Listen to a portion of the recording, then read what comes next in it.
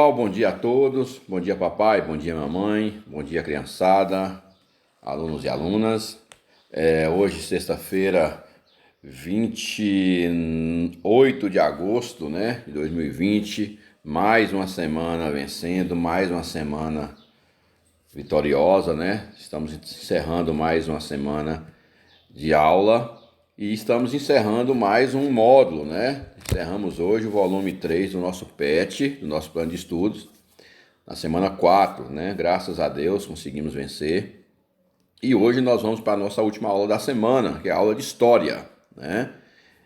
A aula de hoje é uma aula voltada muito para a questão da cidadania, a questão das leis, né? Vamos entender um pouco como que eram as leis passadas lá. Nós vamos estudar para você ter ideia, vamos estudar um código hoje, né?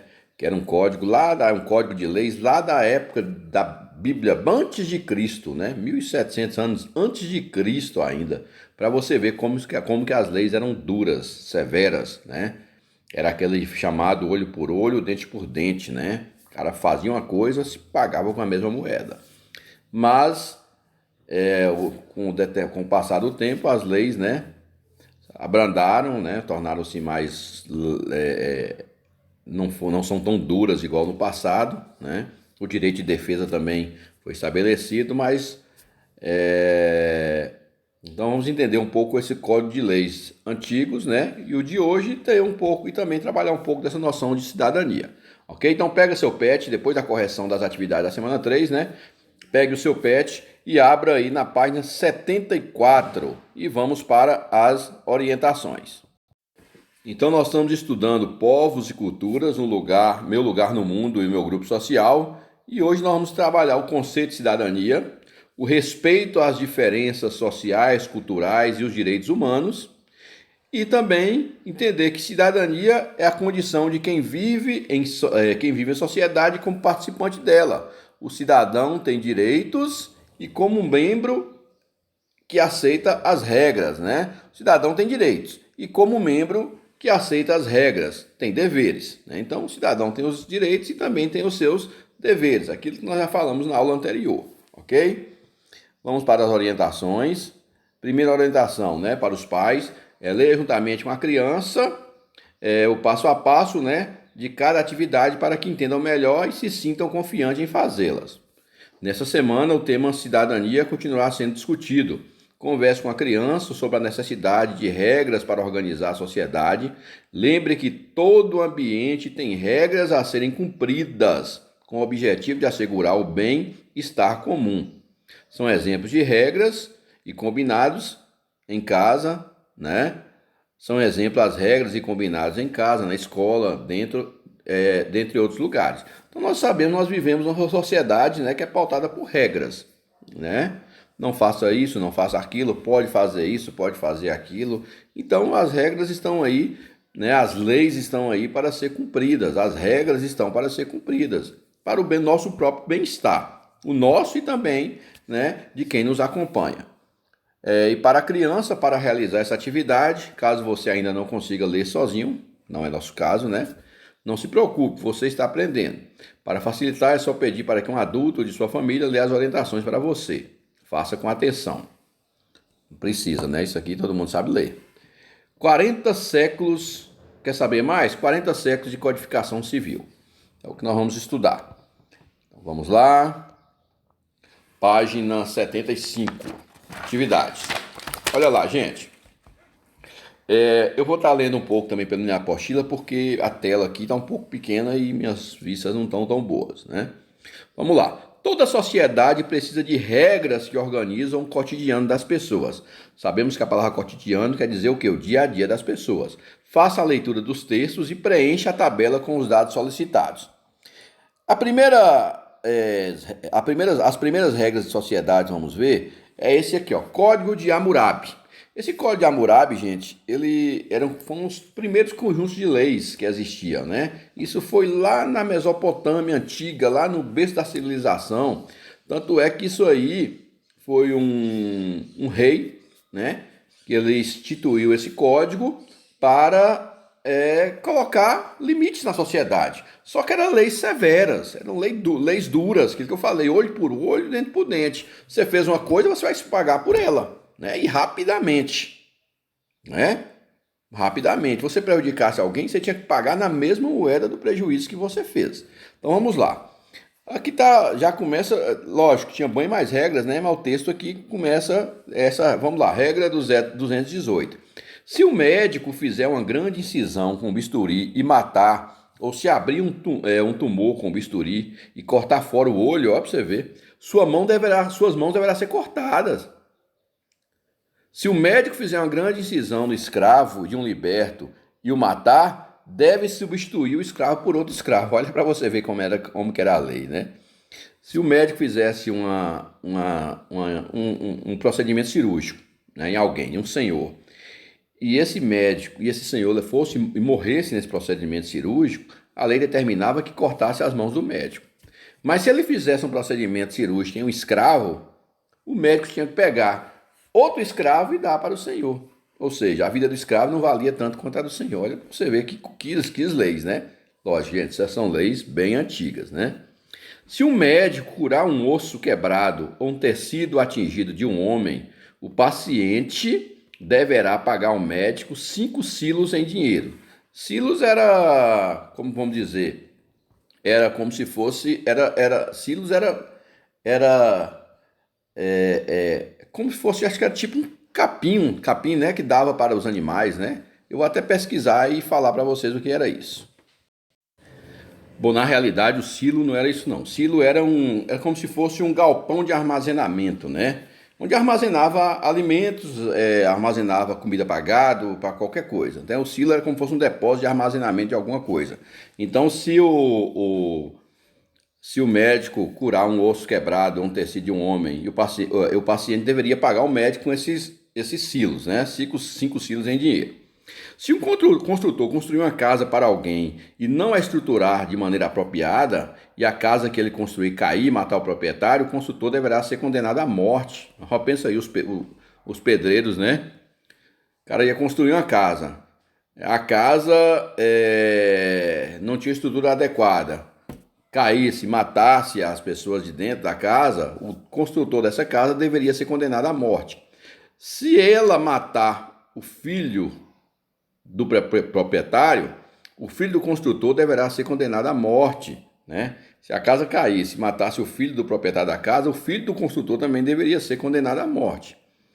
Se matar um escravo do proprietário, ele deverá pagar escravo por escravo ao dono da casa. Olha, se fosse um escravo, se fosse a casa do escravo, ele tinha que substituir e entregar outro escravo para o senhor, né? Então, isso aqui é uns códigos desse Código Hammurabi, escrito em 1780 a.C. Então, há muito tempo, né? Vamos lá. Aí vem data da escrita, acabei de falar. A quem se destina esse Código Hammurabi? Você acha que esse código era para quem? Sua impressão sobre essas regras. O que você achou dessas regras que você acabou de ler? Você gostou? Você achou regras injustas, regras duras? Qual é a análise que você faz dessas regras que você acabou de ler? Ok? Aí depois vem, continuando abaixo, página 76, o preâmbulo da Constituição da República Federativa do Brasil, promulgada em 5 de 10 de 1988, tem o seguinte enunciado. Vamos para as nossas leis. Nós, representantes do povo brasileiro, reunidos em Assembleia Nacional Constituinte para instituir um Estado destinado a assegurar o exercício dos direitos sociais individuais, a liberdade, a segurança, o bem-estar, o desenvolvimento, a igualdade e a justiça como valores supremos de uma sociedade fraterna, pluralista e sem preconceitos, fundada na harmonia social e comprometida na ordem interna e internacional, com a solução pacífica das controvérsias, promulgamos, sob a proteção de Deus, a seguinte Constituição da República Federativa do Brasil. Artigo 5º. Todos são iguais perante a lei. Você observou que lá no Código Hammurabi, as pessoas não eram iguais perante a lei. Você viu que se acontecesse alguma coisa com o escravo, o dono, o proprietário, quem fez o mal contra o escravo, simplesmente trocaria um escravo pelo outro. Já na Constituição do Brasil, essas constituições atuais, as leis atuais, não. Todos são iguais perante a lei, sem distinção de qualquer natureza, garantindo-se aos brasileiros e aos estrangeiros residentes no país a inviolabilidade do direito à vida, à liberdade, à igualdade, à segurança e à propriedade, nos termos seguintes: homens e mulheres são iguais em direitos e obrigações nos termos da Constituição. Ninguém será obrigado a fazer ou deixar de fazer alguma coisa, senão em virtude da lei. Tudo que for feito tem que ser de acordo com a lei. Ninguém será submetido a tortura, nem a tratamento desumano ou degradante, né? É livre a manifestação do pensamento, sendo vedado o anonimato. Se a pessoa quiser manifestar, pode manifestar. Se a pessoa quiser ficar anônima, é um direito dela também. Não quiser aparecer, pode ficar também. Quinto, é assegurado o direito. Deixe-me ver. Deixa eu ler aqui, ficou um pouco fora. O direito ao anonimato. É assegurado o direito de resposta proporcional ao agravo, além da indenização por dano material, moral ou à imagem. É inviolável a liberdade de consciência e de crença, sendo assegurado o livre exercício dos cultos religiosos, a garantia, na forma da lei, a proteção aos locais de culto e às suas liturgias. Então, a pessoa pode instituir e professar a lei que ele quiser, né? É assegurada nos termos da lei a prestação de assistência religiosa nas entidades civis e militares de intenção coletiva. Ninguém será privado de direitos por motivo de crença religiosa ou de convicção filosófica ou política, salvo se invocar para eximir-se de obrigação legal a todos imposta e a recusar-se a cumprir prestação alternativa, fixada em lei. É livre a expressão da atividade intelectual, artística, científica, de comunicação, independente de censura ou licença. São invioláveis a intimidade, a vida privada, a honra e a imagem das pessoas, assegurado o direito à indenização pelo dano material ou moral decorrente de sua violação. Então, gente, as leis de hoje garantem a liberdade, né? Liberdade de você se expressar, você falar o que você sente, lógico, tudo dentro da lei. Né? Não é porque a lei garante que você sai xingando todo mundo e acusando, não. Tudo que é aquilo dentro da lei, né? Então você tem direito à sua liberdade religiosa, liberdade política, liberdade filosófica de expor seu pensamento, tudo dentro da lei, diferente do que era tratado anteriormente. Aí vem a data da escrita, é só você olhar aqui, você vai olhar aqui direitinho, olha nessas partes de baixo aqui, ó, que você vai encontrar a data da escrita, né? Olha lá quando foi escrita, a quem se destina essa Constituição e sua impressão sobre essas regras. O que você acha sobre essas regras agora, ok? A 2, nós temos aí a tirinha do Calvin, né? Olha lá. A tirinha fala o seguinte, vou ler por aqui. Gente, pega a sua apostila da página 78, vai ficar mais fácil a leitura. Olha lá. Então, Calvin está lá. Quando eu crescer, não vou ler o jornal, eu não vou seguir os assuntos complexos, eu não vou votar. Desse jeito, eu posso reclamar que o governo não me representa. Daí, quando tudo entrar pelo cano, eu posso dizer que o sistema não funciona e justificar minha falta de participação.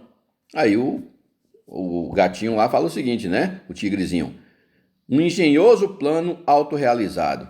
É muito divertido pôr as culpas nas coisas do que consertá-la. Olha, ele falou, né? Ele falou que não queria se envolver com nada, que ele não se envolvendo, ele podia culpar os outros, né? Poderia culpar os governantes, né? Culpar que as coisas estavam dando errado. E no final ele fala assim, ó, é muito mais divertido pôr a culpa nas coisas do que tentar consertá-la. E aí, você considera a atitude do Calvin correta? Por quê? Você acha que é mais fácil a gente colocar a culpa nos outros sem tentar consertar? O que você acha disso? B.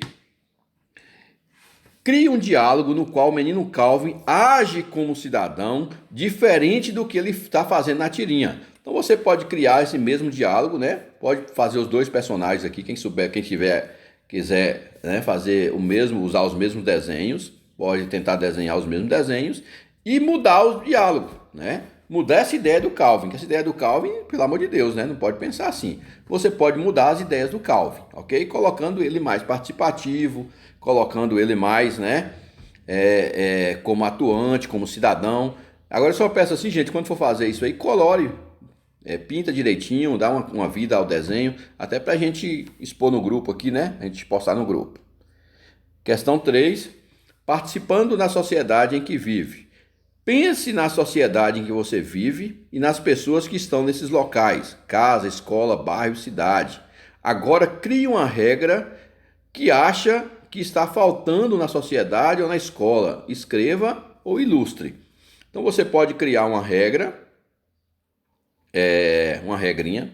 Cria uma regrinha que você acha que deveria ser colocado ou na sociedade ou na escola. Alguma regra, se você fosse um governante ou um legislador, né?